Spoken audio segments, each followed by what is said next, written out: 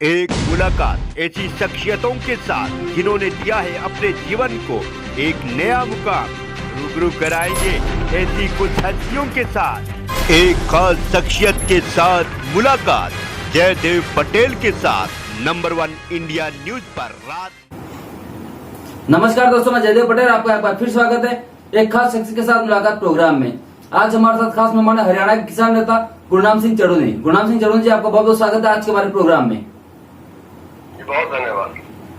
गुरनाम सिंह जी, आपसे मेरा पहला सवाल है, किसान आंदोलन को चलते हुए 7 महीने हो गए, लेकिन पहली बार संयुक्त किसान मोर्चा में फूट पड़ती हुई नजर आ रही है और ये शुरुआत हुई है आपके पॉलिटिकल स्टेटमेंट से। इस पर मेरा आपसे सवाल है कि आपको सस्पेंड क्यों किया गया? देखिए, पहला तो यह है कि किसान आंदोलन जो है वो पिछले 7-8 महीने से चल रहा है और शांतिपूर्वक है, और जब तक हमारी बात नहीं मानेगी ऐसे ही चलता रहेगा। और जहां तक सवाल दूसरा है कि सस्पेंड क्यों किया गया, संयुक्त मोर्चे की तरफ से एक प्रस्ताव पास किया गया है कि हम मिशन उत्तर प्रदेश चलाएंगे। मिशन उत्तर प्रदेश का मतलब होगा कि जो आने वाला चुनाव है उसमें बीजेपी को हरवाएंगे, चुनाव हरवाएंगे, एंटी बीजेपी प्रचार जाके करेंगे जैसे पश्चिमी बंगाल में किया। तो हमारा उसमें कहना ये था कि अगर हमारे कानून वापिस हो भी जाएं तो ये कानून हमारे डेथ वारंट हैं, स्ट्रेचर पे हम उसके पहले भी थे। अगर ये कानून वापिस हो भी जाए उसके बावजूद भी हम स्ट्रेचर पे रहेंगे, एक बात। दूसरी बात, अगर हम उत्तर प्रदेश में बीजेपी को हरा भी दें तो क्या अगली सरकार हमारी बात मानेगी? क्या इस बात की कोई गारंटी है? या क्या विपक्ष ने आज तक ऐसा कहा है कि अगर हमारी सरकार आ जाए तो हम कानून वापस लेंगे और एमएसपी की गारंटी का कानून बनाएंगे? ये विपक्ष ने तो आज तक नहीं बोला। और दूसरा उदाहरण मैंने ये दिया कि ऐसे अभियान हमने हरियाणा में 3 बार चला चुके हैं। किसी को हरवाने के अभियान हम 3 बार हरियाणा में आंदोलन में चला चुके हैं और उसमें सफल भी रहे हैं, लेकिन उसके बावजूद हमारी बात नहीं मानी गई। मैंने जो सुझाव दिया था, जो मेरे समझ थी, जो विचार लोगों के आगे रखा था, वो ये था कि हमें मिशन पंजाब चलाना चाहिए, क्योंकि मिशन पंजाब में जो ये आंदोलन है इसमें पंजाब का योगदान सबसे ज्यादा है और करीब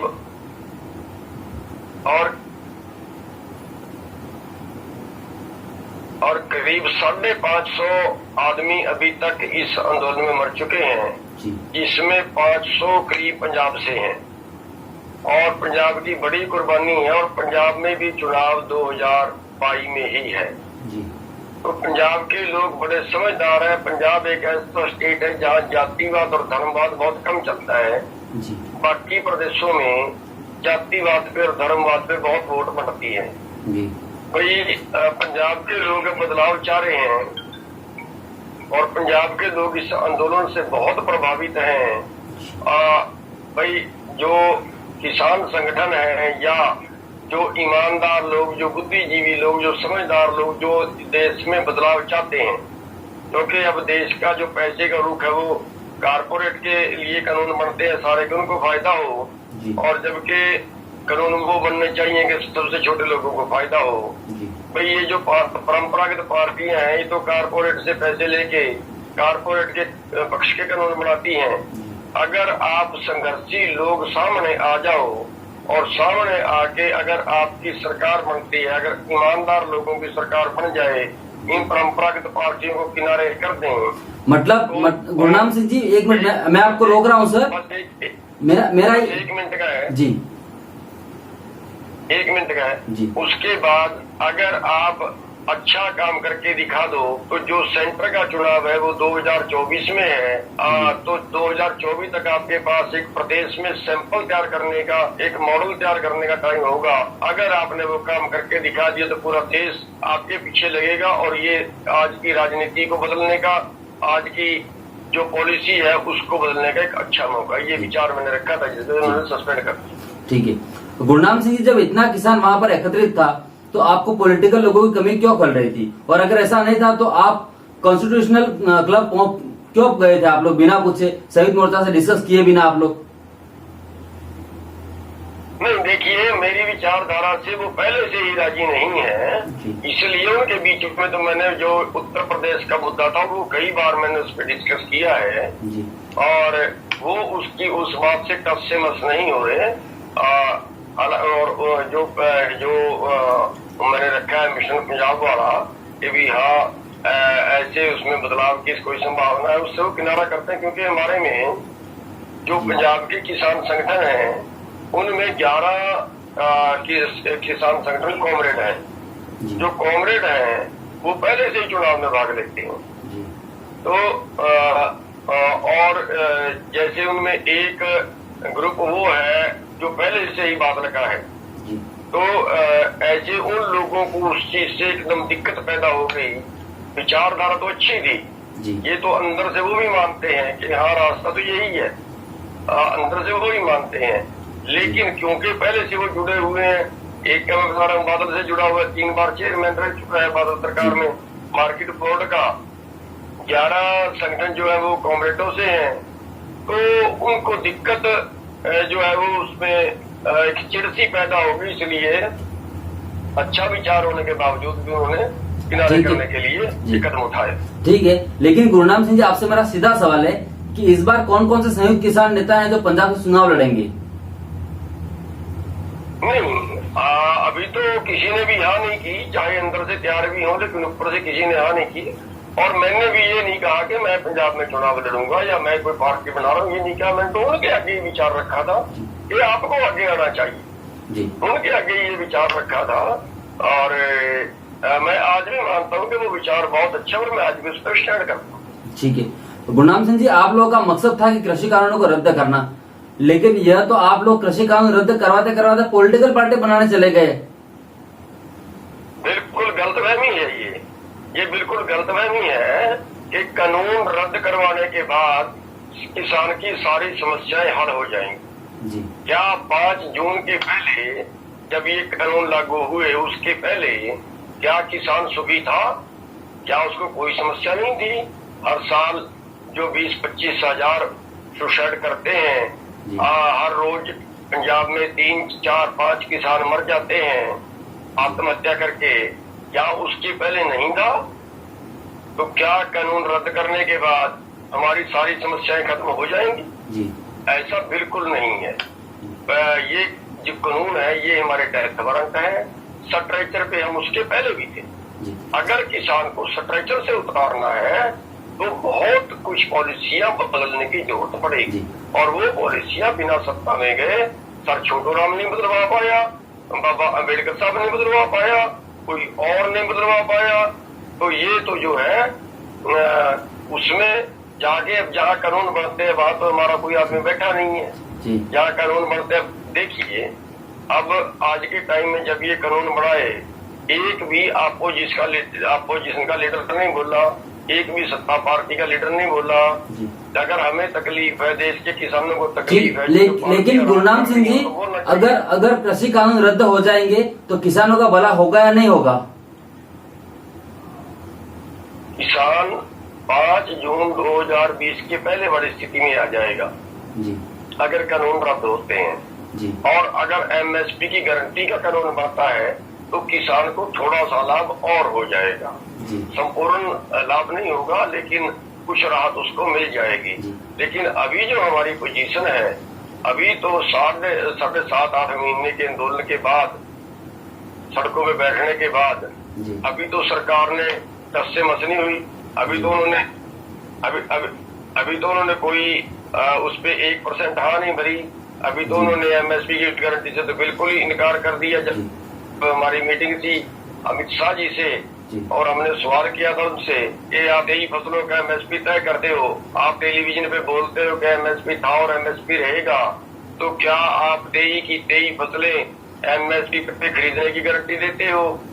उनका जवाब बिल्कुल क्लियर था कि बिल्कुल नहीं खरीद सकते, बिल्कुल क्लियर था। ठीक है, लेकिन गुरनाम सिंह जी, जैसे कि आपने कहा कि अगर कृषि कानून रद्द होते हैं या वापस लेते हैं सरकार तो इससे किसानों का भला नहीं होगा। अगर किसानों का भला नहीं होता है तो फिर आप लोगों का वहां बैठने से कोई मतलब भी नहीं है, फिर तो आप लोग अपने अपने घर पे जाइए। नहीं, सवाल गलत। मैंने बिल्कुल नहीं कहा कि भला नहीं होगा। मैंने ये कहा कि 5 जून 2020 के पहले वाली स्थिति आ जाएगी, यानी किसान के डेथ वारंट वापिस हो जाएंगे, किसान स्ट्रेचर पे रहेगा जी। अगर स्ट्रेचर से उतारना है फिर और कई नए कानून बनाने की जरूरत है, फिर किसान की आमदन बढ़ाने की जरूरत है। तो उसके लिए सर क्या पॉलिटिकल माना होगा किसान को अब जी? तो वेंटिलेटर से बाहर निकलने के लिए किसान को पॉलिटिकल पार्टी बनानी होगी, आप ये कहना चाहते हो? बिल्कुल। सारी समस्याओं की जड़ जो है हमारी राजनीति है। अब क्या है ये तो मतलब सर आप किसान आप पॉलिटिकल में उतरेगा, आप ये कहना चाहते हो?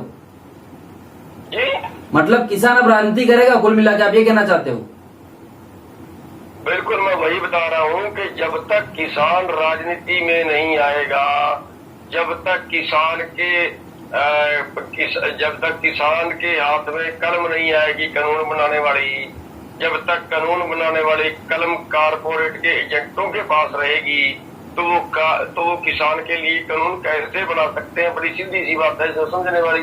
और आज तक का जो सबसे बड़ा शोषण का कारण रहा है वो ये रहा है कि किसान आंदोलन तो लड़ते हैं लेकिन चुनाव के टाइम ये कह देते हैं हम अराजनीतिक हैं, और फिर उन्हीं लोगों को हम वोट डालते हैं, अपने परिवार की अपने घर की वोट हम उन लोगों को डालते हैं जो हमारा शोषण करते हैं, जो हमें लठ मारते हैं, जो हमें लूटते हैं, हमारे खिलाफ नीतियां बनाते हैं।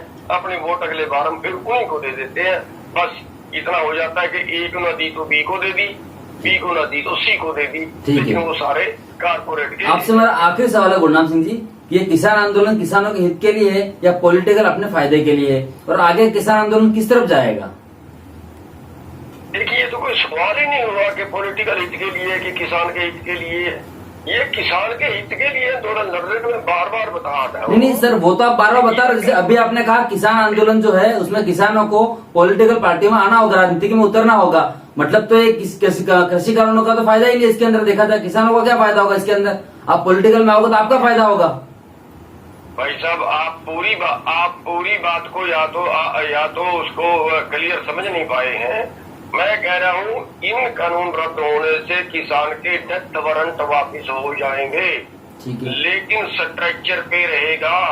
नहीं किसान स्ट्रक्चर। गुरनाम सिंह जी चढ़ूने साहब, मैं आपकी बात से सहमत हूँ सर, मैं आपकी बात से सहमत हूँ, लेकिन आपने बाद में एक और बात कही थी जिसके अंदर आपने कहा था कि किसान को अब राजनीति में आना चाहिए क्योंकि कलम उसके हाथ में आएगी तभी काम होगा। मतलब किसान अब राजनीति करेगा? सीधा सवाल मेरा ये है आपसे। तो क्यों ना किसान राजनीति करे? क्या राजनीति लुटेरे ही करेंगे? यार, चंबल की घाटी का डाकू राजनीति कर सकता है, देशभक्त किसान, देश को पालने वाला किसान राजनीति नहीं कर सकता क्या? देश को पालने वाला किसान राजनीति करे तो पाप है, देश को पालने वाला किसान राजनीति करे तो पाप है। चंबल घाटी का डाकू राजनीति करे तो ठीक है, या ऐसा ही चाहिए? इसका मतलब तो ये क्लियर है कि कृषि कानून के आड़ में आप लोग अपनी पॉलिटिकल पार्टी बनाएंगे। ये तो अपोजिशन बोलती है, ये तो अपोजिशन बोलती है कि किसान कानूनों की आड़ में, आंदोलन की आड़ में, फलाने की आड़ में। अरे किसी की आड़ में क्यों बनाएंगे जब सरकार मानती नहीं? आप बता दीजिए। मेरा आपसे सवाल है कि अगर सरकार मानती ही नहीं, 7.5 महीने से बैठे हुए हैं, आज तक सरकार कब से मदनी हुई? दूसरा तरीका बता दीजिए। या जो किसान वेंटिलेटर पे चला गया है, उत्तम खेती थी, आज नकिद खेती हो गई है। जहाँ 1950 में हमारे देश का जो खेती का हिस्सा था जीडीपी में वो 60% था, आज वो कम होकर 10% रह गया है। आज किसान 30-32 किसान रोज आत्महत्या करते हैं। इसको बचाने का दूसरा तरीका बता दीजिए, हम मान जाएंगे। तो मतलब अब सीधा सवाल ये है आपसे, मेरा आखिरी सवाल है, लास्ट क्लोजिंग कमेंट चाहूंगा कि अब किसान आंदोलन आगे किस तरफ बढ़ेगा? जैसे 22 तारीख को संसद के घेराव करने की जो बात करते राकेश टिकैत, उसमें आप सहमत है या नहीं है? उसमें नहीं, संसद का जो हम संसद कूच का कर रहे हैं जी, वो 200 आदमी रोज का कर रहे हैं और वो सरकार को के जितने दिन सेशन चलेगा उतने दिन हमारा ये प्रदर्शन, ये विरोध जारी रहेगा। वो हमारा एक शांतिपूर्वक विरोध है जो हम करेंगे कि सरकार का, और सरकार के जो MP हैं उनको भी हमने चिट्ठी लिखी है कि वो अंदर इस मुद्दे पे बहस करें। ये भी उनको चिट्ठी लिखी है। तो ये हमारा विरोध चलता रहे। ठीक है, गुरनाम सिंह जी, आपने समय दिया उसके लिए आपका बहुत बहुत धन्यवाद। जी, थैंक यू।